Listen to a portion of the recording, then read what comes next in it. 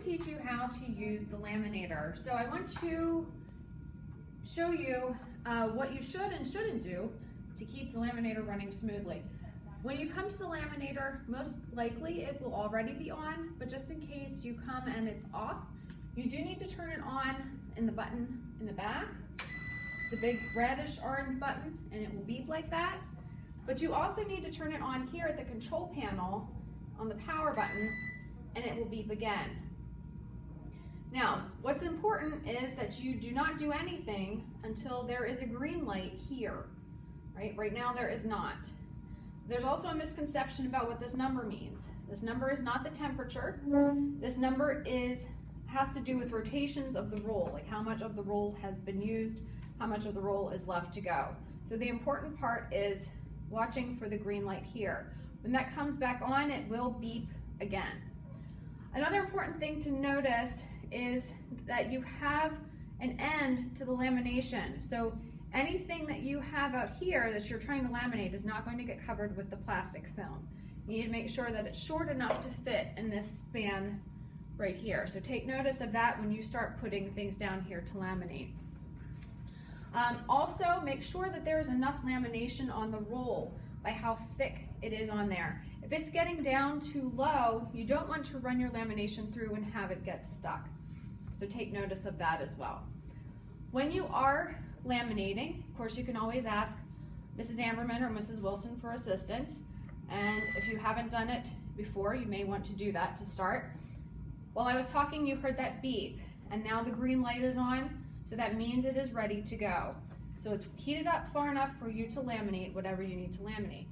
Now, if you have something large, of course, you're just going to be able to fit one piece of paper here. But if you have an 8.5 by 11 sheet of paper, it takes less lamination if you load both of them side by side. And once you do that, then you push the run, stop button. Run, stop, will pull them through. You may have to give them a little push. And then you want to stand at the side and watch and make sure the lamination is going straight through. If you want to stop it, you just push the same button again. So you want to make sure everything's coming out of the back, that it's not folding back into itself because that clogs the laminator and jams it up. That's why we have the clips, the binder clips on the bottom of the paper to kind of weight it down. And when you do cut this off, you'll put those clips back on. Now chances are you're going to be laminating more than one item at a time or series of items. So then you just have to make sure that your items are sufficiently through, which is another reason to stand at the side, and then you can load the next one on. So again, run and stop makes it go forward, and the same button, if you need to stop it at any point, will also stop it. And then as you're standing at the side, you want to make sure that your items come completely through in the back. And once they clear the trough, there is a blade back here that you push down with your thumb and take across in order to cut your lamination off. Now after you do that, make sure you remove the clips because those stay behind. You can push the run stop button to run a little bit more lamination through before you clip them on. And then you're good to go.